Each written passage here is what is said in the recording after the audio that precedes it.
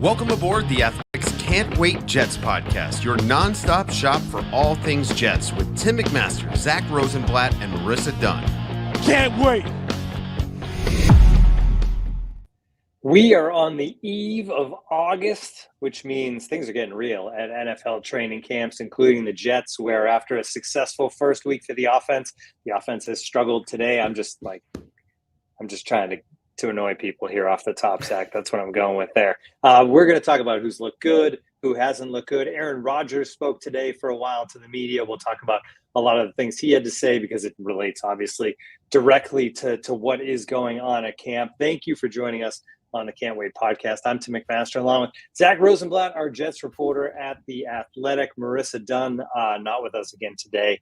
We do think that she will be here at some point along the way, but she's got a lot going on in here at The Athletic, so all good things. Zack, how are you? Yeah, I'm good. In training camp, time is like a weird thing. Like, I can't believe that we pretty much just started camp a week ago. Like, the first practice was like 1 week ago. It feels like so much longer. I had some stuff in my personal life that transpired over the weekend that not our listeners probably aren't as aware of. But so I was very distracted by that as well. Should we talk about that? Yeah, we can talk about that. That's all right. Let's talk about it. All right. I wasn't sure. I should have checked in with you before. Yeah, I guess we should have talked about it. Well, we don't have Marissa here. She would have been more excited. But on the fly edit here. Zach, pretty exciting weekend for you. What's going on in your life? I just put a nice little expensive piece of jewelry on my now fiance's finger. Yes. Yes, little proposal action. So I'm an engaged man. Much to the surprise of a lot of my haters on Twitter, there is a female in my life. So, people who listen to the show know that she exists, but I don't know that people on Twitter do. But anyway, yes, I am an engaged man against all odds. And it was, we had a bunch of friends and family there, and it was a cool moment, and it still doesn't really feel real. But I'm very excited. And yeah, I don't know. I'm a future husband, I guess, as they say. Future husband. That is one way to say it for sure. I'm trying to get the picture going. It's all good. I didn't really tell you we were talking about it. So. There it is, everybody. If you're watching on YouTube, that's the wide shot. Who took the picture, by the way? Was this a hired hand, or was this just a friend with the camera? No, we had some friends who we went. So we went out with some friends to this bar on the water in Jersey City that overlooks the skyline, as you can see in that photo if you're watching live. And we walked over and we were going to all take photos of the couples. And then when me and her went up to do it, I popped the question, and then some more friends and family kind of popped out to surprise her. And we just celebrated at this cool bar on the water called Smorgas Bar in Jersey City. For anybody who's listened, who's done the proposal thing, it's like all the warnings that people gave me all lived up to it. It's like, they're like, you're going to forget everything you want to say. And I'm on one knee, and we have all these friends staring at us, and literally I had no words. And I'm just like, I just forgot everything I was about to say to you. Will you marry me? And then she said yes. And then I forgot to put the ring on her finger. We were just kind of holding it in the case for a little bit. And then eventually somebody's like, you have to put the ring on her finger. It's not official yet. And then we finally did it. It's like I said, it's surreal, especially because I did it right as training camp was starting. So that's why it's been such a whirlwind. I was both planning this while working every day in training camp, and then coming back to training camp right after it. And so it's kind of it still doesn't kind of feel like it's happened, but yeah, it's exciting. So we used to always say this was the show of big life moments. Since we started the show, I had a child. Connor got engaged. Connor got married. Marissa got engaged. Marissa got married. Marissa has a baby now. Connor left the show, but also has a child, a child with a child. And yes. And now you're engaged. So yeah, it's like a official thing. You have to do something big in your life to get your stripes here on the Can't Wait podcast. Hey, yeah. I mean, throughout the time I've been on Can't Wait, I started dating her and got engaged to her. So, the Can't Wait journey. This is where big things happen. That should be our motto of some sort. That's I don't know. Speaking of big things, let's get back to the Jets and I said it off the top. The struggles have been real on the offense, and I know we even get crap for the title of this episode on YouTube as far as like, because they looked a little better today. You pointed out that it was the first team offense against the backup defense today, and it was just red zone, so it's far from the full thing. But let's get into it through the eyes of Aaron Rodgers, who spoke today about it. But it's been a lot: drop passes, missed passes, miscommunication, sacks. This is obviously a great defense. You expect at times for the offense to struggle, but Rodgers is also a guy who we've seen it through now his second year of training camp. Doesn't conceal it to the people looking on, right? When he's annoyed with what's happening. It's getting overblown because we're not allowed to take videos of certain things, especially during team drills and stuff. But the fans who are there get away with it. So like you've seen videos of fans like videoing Garrett Wilson and Aaron Rodgers in particular, kind of like getting pretty animated in their discussions. And you're especially on, I think it was Monday, also on Tuesday, but I think Monday was a worse day. There was a lot of bad snaps from Joe Tippman, which we'll get into. There was some miscommunications on routes. There's some drops. Rodgers was getting like sacked in air quotes because they don't actually call them. He was getting sacked a bunch, and the offensive operation was just sloppy, I thought. So Rodgers understandably was like expressing his frustration, whether it's Robert Saleh, who's been like kind of overlooking the offense more, I would say. It's looking at the guys that are making mistakes like a Joe Tippman, and Rodgers throwing his arms up. You see him getting animated, and he's always kind of been like this dating back to his Green Bay days. I think he was more animated and angry at guys who would mess up when he was in Green Bay. I don't get the sense anyone takes it personally. I mean, but it's still very early. I don't know. But yeah, I don't think it. I think it is overblown, as everything is when it comes to Rodgers and the Jets. And Garrett in particular, like really addressed it in a very mature way today, where he talked about how, they're both passionate guys. Like they have a better relationship in year 2 than year 1. So Garrett feels more comfortable like having these animated conversations with him. And a lot of it's just like, as Garrett said, their conversations are. So Garrett is so talented that his like one of his big things is like improvisation, like the ability to just like make himself get open no matter what's called. Whereas I think sometimes Aaron, he needs his guys to like be on the routes they're supposed to be, while you can still incorporate the improvisation, but like Garrett needs to be where he's supposed to be. So Aaron's going to go to that spot when he's open because Garrett gets open. So it's kind of like that's what like the root of those conversations are. And I think Garrett, he said he loves those convos and he thinks it's just about making them better. So it's nothing to be concerned about. And even the struggles on offense on Monday and Tuesday, I don't think it's necessarily something to freak out about. I think it's just notable and we're noting it. And whereas I think some fans get mad when we point out when the offense is doing poorly, we also point out when they're doing well, which they did a lot better last week and today, as we can get into more.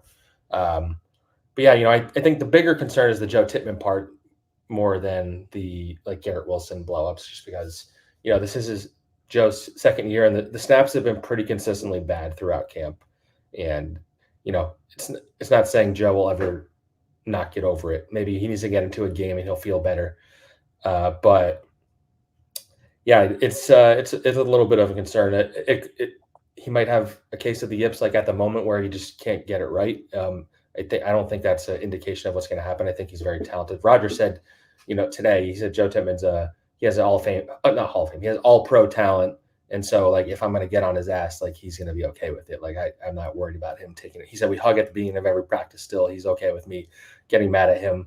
But the snaps need to get better because that like affects the timing of everything. If he throws it above Rodgers' head, Rodgers has to catch it, bring it back. All of a sudden there's pass rushers coming at him, especially with this defense. Like maybe the receiver that was open a second ago isn't open anymore. Rodgers likes throwing really quickly off the snap sometimes. So, yeah, I think the Joe Tippman thing is something I'm going to have my eye on, especially as we get into joint practices and preseason games, although he might not play as much in the preseason. But the joint practices, how Joe Tippman's doing at those, it's important to remember that Rodgers does have complicated cadence. So, like, and Joe technically never played with Aaron as a center last year. Like, even in training camp, he was with the backups usually as center. So, and he played right guard when he first started playing. So that's a thing that I have my eye on for the rest of the camp, I would say.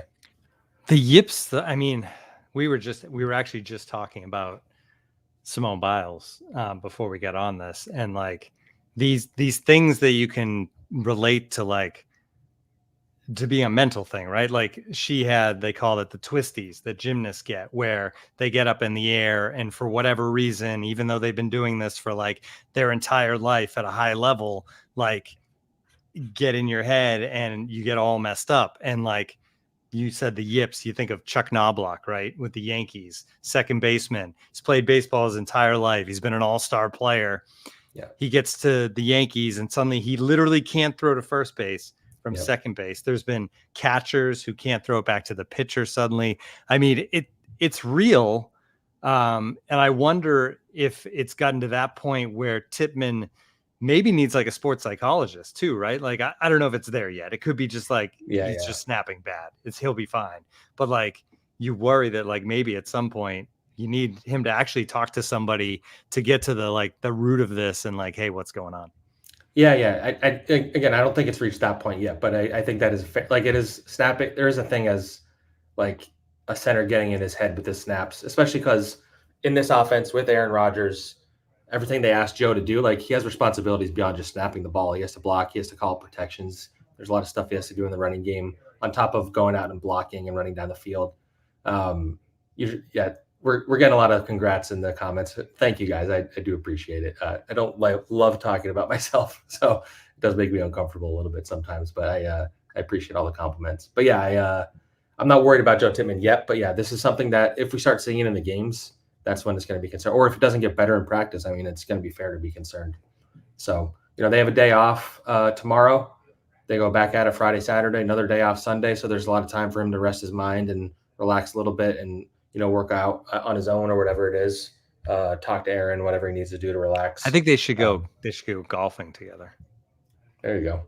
You can go golfing with Connor. Then you might never want to get on the golf course again. But I don't know. take the off day and go golfing. No, I was trying to transition there to the Davante Adams stuff, Zach, where Rodgers also today spoke a little bit about his comments when he was at Lake Tahoe golfing about Davante Adams, and he handled it as you would kind of expect him to, where he said he was kind of annoyed with the reporter at that point. He was just trying to kind of make it stop, and he said what he said, but he thinks he was referring to golf with that comment as far as playing with Adams again. And I did text you that he was at Lake Tahoe golfing and he was annoyed with the reporter. Was Connor there? Like, that just seems to flow together, but he wasn't. It was not Connor. I mean, it's very nice of him to just start a whole news cycle from that one little passing comment, because that was like a topic on all the talk shows, like Dan Orlovsky being like it's a done deal, he's going to the Jets, and I had to address it on every radio interview I did for a couple weeks. It was just a dead part of the offseason, but he knew what he was doing when he said it, and he still knew what he was doing when he addressed it today, because he thinks differently than all of us. But yeah, I mean, Davante is a name that's going to keep floating as long as Aaron Rodgers is the Jets quarterback. So I don't anticipate that going away at all. One other thing Rodgers said today was that it was news to him that he wouldn't be playing in the preseason, and that he's willing to play however much Robert Saleh and company would like him to play in the preseason. Which I don't think is news, because I don't think they want him to play in the preseason. So it's all good, and I'm sure he knows that too. But interesting that he did throw that out there, that he didn't just say, yeah, I'm definitely not playing. Well, he said it was news to me when Robert said at the podium yesterday that I'm not going to be playing in the first two games, definitely. So I guess they hadn't talked about it yet. I think, Rodgers is saying it's Saleh's decision. I think it's probably more Aaron's decision. If Aaron says he wants to play in that Giants game, I can't imagine they're going to tell him no. My gut says that he wouldn't play in the preseason this year because they're going to have joint practices with all three of their preseason opponents. I think they have a lot of value in those. But Rodgers might want to get out there just to have some work and get the operation going and see how things look. Kind of like last year, and that touchdown pass to Garrett, which whet everybody's appetite, and then obviously what happened after that. But my gut says that he doesn't play in the preseason, but it also wouldn't surprise me if he did one series in that Giants game. I don't think their comments are news. I just think nobody's decided anything yet. I don't think Saleh's decided in general who's playing in the preseason and who's not. I think they're going to be pretty cautious with all their important players and their starters and stuff like that. It'll be reserved for like young guys who need the reps, but That's gonna be very interesting. The preseason is pretty brutal to watch, and if they play Rodgers for a little bit, that would be great for my sanity, I'd say. I know. And last year, at least we had it was interesting because Zack was playing, right? And Yeah. you wanted to see something from Zack. But now you're in a situation where, okay, you have the backup quarterback. You know what he is. He's been in this league a long time. I wonder if they would even play Tyrod very much, frankly. Yeah. Like, what do you have to gain by playing him? They do have right, two especially because he gets hurt so much. They have two young quarterbacks, Andrew Peasley. They actually drafted They released Ben Bryant, who I didn't know anything about before our last episode. They released him the next day, and they signed Adrian Martinez, who was pretty good in college. So they have a couple of young quarterbacks who aren't especially good, I would say, based on early returns. But so it might be a little sloppy offensive play in the preseason. But it'll be an opportunity for guys like Malachi Corley to get some reps, I would say. Yeah, that'll be the interest level is the other guys for sure. And Will McDonald and yeah, exactly. Yeah. Anything else from Rodgers today before we move on to some of the other topics? He raved about Garrett. He raved about Breece Hall's potential and the chemistry they're building. We saw in practice today, which we've alluded to a little bit. So they did a lot of red zone team drills. It wasn't all against backups, but a lot of the reps were against backups, and it was a pretty light practice. But yeah, all the team drills were in red zone, and Rodgers, I believe we counted 6 touchdowns and 1 interception. The interception was deflected by Javon Kinlaw and picked off by Quinnen Williams, who decided to take a knee. Robert Saleh made fun of him for that. He's like, I should have tried to go and score. And somebody joked that maybe he was trying to preserve a lead or something. But Quinnen got the interception. Garrett Wilson got 3 of the touchdowns.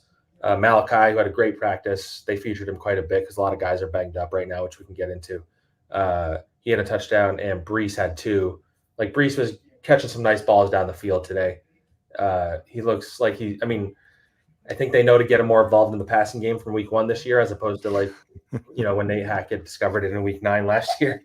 So it was an encouraging day for the offense, though I don't think necessarily indicative of them getting better or worse than what they had been. But Rodgers, I asked him, how do you evaluate how the offense has looked the last few days? He admitted it was bad on Monday. He thought they did a little better on Tuesday, and he thought they beat the defense today. So progress is progress, and so you can be happy about that.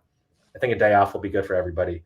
I imagine there'll be pretty light practices on Friday and Saturday, and then next week they have a joint practice against Washington, so that's something to look forward to. But the offense was better today, but in a short field, light practice. Important to say all that, but the operation looked better, and I didn't notice as many bad snaps. So they weren't all perfect, but it was a little bit better. In some ways, it would be nice to see Corley and Gipson on the field, right? Taking reps to compare. Exactly. Yeah. And Gibson's obviously injured, so you're not getting that, but it means more of Corley. Played well today. Also flashed earlier in the week as well, one of the few bright spots, right? A one-handed grab and some special things. You talk about the Wally Pipp effect, but is there a chance if Gibson's out a little longer that he gets passed? Absolutely. Yeah. They made it clear how much they loved Corley in the pre-draft process. They wanted to get him in the 2nd round, got him in the 3rd. I think it took him a little bit of time to get adjusted to the NFL stuff. I think the coaches keep emphasizing that he still has a lot of work to do in terms of route running and stuff, but we're not allowed to get into specifics of where guys line up and stuff, but I just say it feels like they want to use him like a Debo type of player is how I would describe it. So I whether he plays immediately as a starting slot or if he's a gadget guy at the beginning of the year, I think the fact that he's getting all these reps now, we literally saw him getting reps, which you don't really see with a lot of guys that are roster locks necessarily. I've seen him getting he got reps with Aaron Rodgers, with Tyrod Taylor, and with Andrew Peasley today. He was getting targeted by all 3 of them. Allen Lazard also is out today. I think Saleh called it just natural training camp rest or wear and tear or whatever. So Lazard and Gipson were gone, so that kind of reduced the amount of receivers. So Corley got a lot of reps. I thought he looked really good. I think he's starting to flash more than he had throughout the spring and now, and it's very encouraging. I think, like you said, this was a competition. Gipson was the clear favorite. I think he looked pretty good throughout OTAs. He's been banged up. He might not be back for another week or 2 or whoever, maybe longer. And that's a real opportunity for Corley to take a hold of the job. while we're on that topic, I have found it interesting at wide receiver. I think Malik Taylor I underestimated in terms of his viability of making the team, because he's a guy that's been getting reps with Aaron Rodgers and Tyrod Taylor. He's been getting more first-team reps than I would have expected. And I think he has a legit shot to push for a roster spot. I think him and Jason Brownlee are probably battling it out. And Taylor has the advantage of having been in this offense with Hackett and Aaron Rodgers in Green Bay. Got a little experience last year. I think he was most famous for that pass from Zach Wilson in the Hall of Fame game that Aaron Rodgers called. But yeah, he's a guy that I think the coaches trust, which, shouldn't be overlooked. And then you have the Lazard fact. We spoke to Lazard actually early this week. He's been getting a lot of the reps with Mike Williams out, obviously. He's looked pretty good for the most part. I think he had a bad day on Monday where he deflected a pass into an interception. It was like an old school Lazard mess up. But he's been getting a lot of special teams reps, which, throughout his career, he hadn't really been much of a special teams guy. There was a little contradicting tone about his willingness to do that, because Robert Saleh comes out and is like, he's always the first in line in special teams. Then I asked Lazard, what made you, why have you been so willing to do special teams? He's like, well, I walked in one day and my name was on the depth chart, and I don't want to get fined. So first in line when he's been signed up already. Yeah. So he was first in line because he was told to be there, essentially. But I appreciated the honesty. He's like, he's talking about himself as being an example for younger guys, that if a guy like me is going to do special teams, then the young guys can do it too, or something. So a guy like me is an interesting take too, though. What is a guy like me? The guy that was the worst rated receiver in the NFL last year, but still highly paid. I mean, yes. But anyway, on the positive side, he has looked a lot better, which is encouraging. I still think when Mike Williams comes back and is healthy, it's his job, and I don't really know how much of a role Lazard will play at that point. But it's been a good camp for him. Brownlee, I haven't noticed, frankly, that much. He's made some catches, he's had some drops. I think they trust Taylor more than they trust Brownlee right now. So something notable. I think the preseason will be big for that battle between those two guys. Brownlee does play on special teams, which helps. But so the wide receiver room is very interesting, because once you get after Garrett Wilson, and if Mike Williams is banged up, it's not as exciting of a group. And I think there's some questions there. So if a Corley can emerge, or if Malik Taylor could become maybe more than anybody expected, then that's a positive thing. Dano takes the Gipson question a step further. If he stays hurt and can't get healthy, is his roster spot in jeopardy? I don't think so, because he's still their primary returner. I think they still value Gipson as their top returner. And I don't think the other guys have necessarily emerged yet as better than him. Tariq Cohen is the one to watch. I think he has a real shot to make this team. He's clearly above Izzy Abanikanda on the depth chart, in my opinion. It's a matter of whether they keep 4 running backs or not. And if they do, I think Tariq has a real shot. And so if you have Tariq, I think you need more than one returner now, because there's going to be so many returns. So you have Tariq and Xavier Gipson. I think you feel good about that. And, we've seen guys like Breland Allen and Isaiah Davis, who are not traditional returner guys, but because of the new rules where maybe guys who can break tackles are a little more valuable. I'm curious to see if those guys can carve out a role there. Corley also was back there. But yeah, I think because of Xavier's role on special teams, I think he's pretty safe on the roster, but that could change over time, and depending on how serious this injury is, they're not really usually forthcoming. Saleh said it could be a week or two, and that could mean he could be back tomorrow, or that he's out forever. You just never know with the Jets timelines. But so it is an interesting question, because if Gipson keeps missing time, and Corley takes a spot in the starting lineup, and maybe Tariq starts looking like a legit returner, all of a sudden, in my mind, there's not that many roster spots available on this team, because this is a pretty loaded roster. So if it's 5 to 7 spots that are available, and do you want to keep 7 receivers if Gibson's not your number one returner? Maybe not. So I think that's something to keep an eye on for sure. If Tariq Cohen goes and balls out in the preseason, that'd be interesting. And we know Gipson, though, very popular with the coaching staff. So he's exactly. And I think he's a talented receiver, so I don't think he's going to get cut. But yeah, I mean, he is at risk of losing his slot receiver job as a starter for right now, I'd say. So all these little injuries starting to come up, which you expect, obviously, in training camp, and they'll continue. But one guy that so far is still healthy, Tyron Smith, and he's on the Tyron Smith plan. You wrote a little bit about it this week or late last week, Zach. Just the the built-in days off that he's going to get that he got with the Cowboys last year. And it was it helped him get through 13 games during the regular season and the playoff game for the Cowboys. And it seems like the Jets are right on with that. The good thing about those days, beyond hopefully keeping him healthy, though, is we get a little extra dose of Olu. So how has that been going in general? And like, because if that wasn't the case, right, if you just signed this left tackle who was in his prime, and you'd probably never see the rookie with the first team. So this is a nice way to get him important reps. Yeah, it's definitely, I think they can downplay it as much as they want. I do think they need to get the group of 5 getting reps together. Morgan Moses has not had a single snap with in team drills. And you've had AVT in and out of the lineup. You've had Tyron Smith in and out of the lineup. The only consistent has been Joe Tippman and John Simpson have been the ones that have been out there. So, I think they need the 5 to get more reps. They downplayed it last year, and everybody wound up getting hurt anyway. So, but it was a disaster. So I think it is important that the 5 get reps, but also for Olu in particular, I think it's absolutely invaluable that he's getting those reps with Aaron Rodgers, learning the cadence, which is a really big adjustment for anybody, let alone a rookie who's just in the NFL for the first time.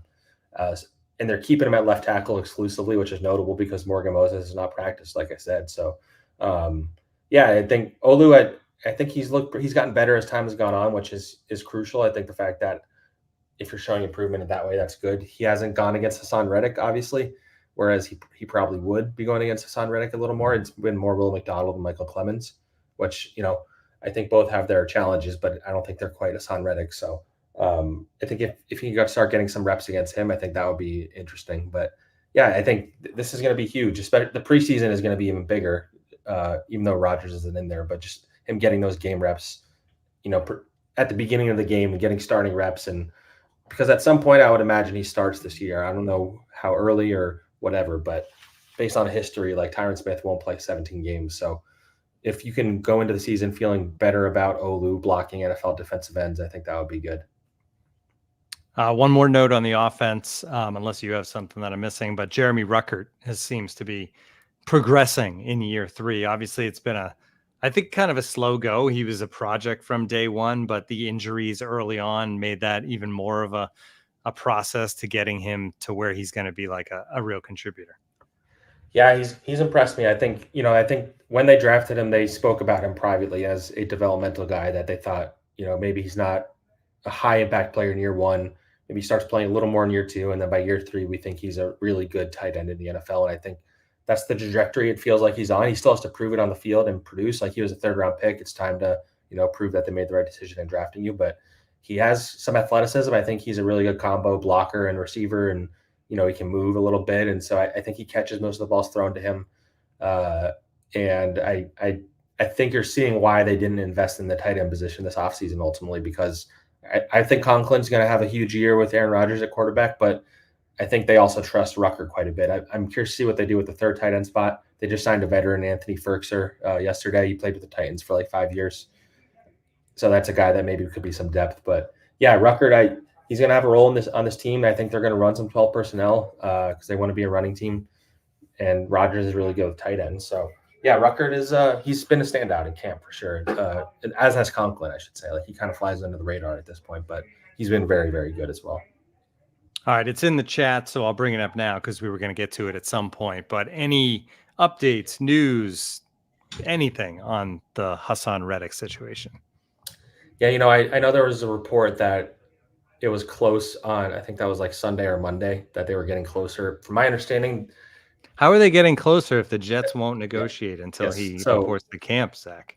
Yeah, so I'm not trying to rain on the parade of like optimism, but I get the sense that it is not like I still don't think either side thinks he's going to report necessarily soon. Like, again, this is very fluid. It could change. I think from what I understand, this is what Hassan Reddick wants to do. It's not necessarily, I don't know how to phrase this without giving too much away, but I'd say Hassan Reddick wants more money, and I don't think he intends to come until he gets it, whereas the Jets don't intend to negotiate until he comes to the building. And so we're in this game of chicken. Hassan Reddick's losing $50,000 a day. The Jets have the ability to find him more as of the 6th day. I believe it's something like $300,000 extra dollars as part of the CBA, and Robert Saleh indicated they would do that.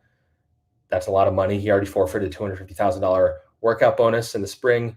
He lost $100,000 for skipping minicamp. These are all fines that he can't get back, by the way.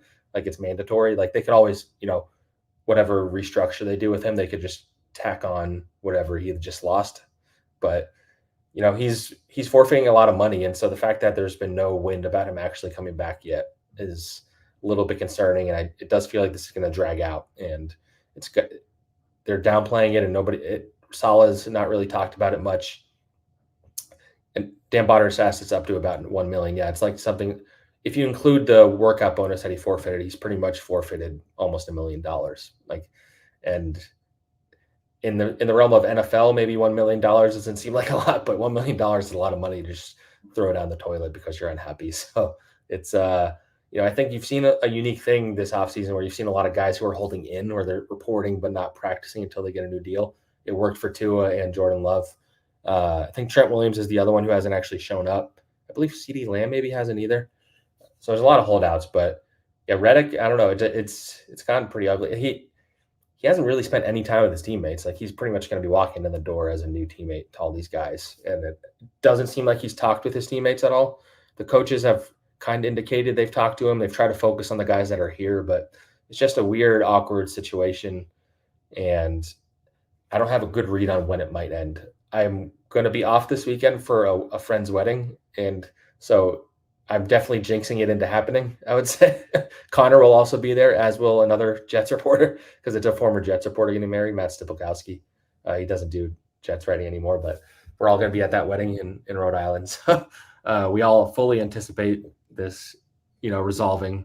By the way, to return back to my engagement real quick, I should thank Hassan Reddick, because I used the possibility of his news happening as an excuse to bring my backpack with me to the bar, where I had the ring hidden in the backpack because I didn't want the bulky ring box in my pocket where it would have been obvious. So I had my backpack, because I told Samantha, I'm like, there's might be some Jets news. And then when I get there, everybody's asking me what Jets news it might be. And luckily I wasn't lying, because I'm like, there's a chance this player who's been holding out might sign a new contract, and just in case, I need to have my backpack with me. So maybe one day I'll thank him for helping me with my proposal and keeping it a surprise. You've definitely written stories from your phone. Oh, 100%. I'm not buying the excuse at all. Oh yeah, you wouldn't have bought it, but Samantha, I just needed Samantha to buy it. That's all that mattered. Well, and on top of that, I should thank Diana, because I was like texting her friends that were like going to surprise her, and I was pretending to Samantha I was texting Diana about what was going on. So I'm like, Diana, I'm just going to send you some Jets nonsense. I just need you to go along with it. She's like, done. You got it. That's what I appreciate about her. Team player. So I was like, so then I deleted that message, so it wasn't there. Then I'm like, so I think Hassan Reddick might sign soon. I brought my laptop with me just in case. And then she's like, I'll check on it. And then it helped me. So if Samantha had looked over, she would have seen me texting with Diana, and it would have been fine. So anyway, the Jets contributed to my proposal in a way. So solid cover. That's good work. Yeah. That's good. Yeah, thanks. I didn't like how good I became at deception. What made me uncomfortable, but yeah, it was very lying is very stressful to me. So yeah, I had friends call and like lie to Mandy over the phone to throw off the. Oh yeah, I had her friends lying. All part of the fun. All the scheming and like changing names on my phone and deleting messages. I was like, oh my God, I'm like gonna break out in hives from all this. I can't do it. All right. Other things, I guess, little injury stuff. Michael Carter II injured today. What do we know about that? Yeah, he limped off. It was a pretty nasty limp, I would say. It was during team drills. I think he collided with somebody, if I remember correctly. Yeah, and he limped off, didn't come back. Saleh said it was an ankle and that he didn't think it was serious. That could mean anything, but they'd know more tomorrow. That could mean anything. So it's something we're going to keep an eye on. We won't learn more tomorrow, right? Because they're off. Good point. Yeah. I mean, Saleh will technically learn more tomorrow, I'm sure. But yeah, we won't hear about it until after practice on Friday. If he's in practice, then it'll all be good. But I mean, we've talked about Michael Carter a bit on here, maybe not enough. He's obviously important. He's an important part of that defense. And I don't really love their other nickel corner options to like fill in for him for long periods. So you hope it's not serious. If it's just a couple weeks, you can live with that. Maybe you get some Stiggers reps, you get some Meckles reps, or Chuck Clark plays a little nickel, or Tony Adams. I think both those guys are pretty versatile. And you just kind of roll with it, get some of these young guys some reps until Michael Carter's ready. But I don't know how serious it is. But the fact that he didn't have an immediate, like, he's okay, it's fair to wonder how long he's going to be out. And so I think it's not worth panicking over. I think Friday, if we don't see him on the practice field, then we can start wondering how long it's going to be. But he's a guy that is important. He's an important piece of that defense. And as we've talked about here, they've had great luck with injuries on defense. And, all their key guys have been healthy for the entire season pretty much the last 2 years. So you hope that he's okay, especially because he's in a contract year. He deserves a new contract. The Jets should sign him because he's young and he's a really talented guy. He's a homegrown talent. This injury would be unfortunate. So, don't freak out yet, but it's worth noting. Yeah. And if you are looking for depth as far as the defensive front goes and the pass rush, Eric Watts has been kind of a refreshing thing to witness, right? Like, obviously he's not doing it against the first team. He's doing it against backup O-line, but he's made some waves. Yeah, I was raving about him in the spring. He's very intriguing to me physically because he's 6'5" at defensive end. Between him and Javon Kinlaw, who we should get into what Kinlaw talked about the other day, by the way, in a second. But in terms of like how he bulked up or what he said he did to bulk. Anyway, we'll get into that in a second. He's a character. But Eric Watts, he's undrafted. He's a guy that I think the preseason is going to be big. He's done a good job against the reserve offensive lineman, like you mentioned. But I want to see him against like starting caliber or like second string caliber guys. But his size is just highly intriguing to me. I think he's really athletic. And you look at him, there's some guys you look at and you wonder why like teams passed on a guy like that. And I think he physically looks like a guy who should be really good. So I'm very curious to see his progression. I think Aaron Whitecotton is one of, if not the best defensive line coaches in the NFL. And so I think he's in good hands to develop him. And out of the like undrafted guys who are fighting for spots, he's really stood out to me, along with a couple of veterans fighting for spots. Tack McKinley, a guy they signed off the street who's kind of bounced around the league since being a first-round pick. He's stood out to me against backups also. And then Jalen Holmes is a veteran who was on the team last year, who can rotate inside, who I know Robert Saleh likes quite a bit, and he's played really well. So it's an interesting battle for like the backup defensive end spots. And Eric Watts has been, out of the undrafted rookies, the most impressive to me. You mentioned Kinlaw. Yeah. So Kinlaw said that his goal was to put on 35 pounds of lean muscle mass this season, and he says that he did it. So there's a lot of skepticism. He said he was 305 before, now he's like 330. That's 25, but yeah, I know. But I mean the muscle technically. Yeah, right. Might be accurate. But he said, I don't have it in front of me, but he said something like he eats something crazy like 10 eggs and spinach, and then for lunch he has like 6 chicken breasts and like a salad, and then for dinner he has like a pound of ground beef with some pasta mixed in. It's like this large man, just the amount of food. I'm always fascinated by it. I always enjoy when guys get asked those questions and the big dudes tell us their diets, because it's always like, man, I can't even imagine eating 6 chicken breasts in one meal. Like, that's insane. In a week. Yeah. And that's like nothing to him. So, and honestly, this just made me think of Tariq Cohen also came out. And he's a great personality. He talked to us yesterday. And because he hasn't played since 2020. He had 2 serious injuries. The second, which I forgot, happened while he was live streaming to show teams that he was ready to come back. He like tore his Achilles again, which I totally forgot about that. But he was saying, I think it was after that injury maybe. He said, he's like, yeah, I got fat. He said he didn't realize how fat he got until somebody took a photo of him in a pool, coming out of a pool, and he looked at it, saw the picture on the phone, and wanted to throw the phone against a wall. And he said that's all the motivation he needed, because he had bulked up to like 210 when he played at like 180 with the Bears. So he's a small guy. So it was just funny hearing him be honest about like, yeah, I got really fat and lazy, and then I stopped being fat and lazy to get back to the NFL. And if he makes the team, it'll be a really cool story. So.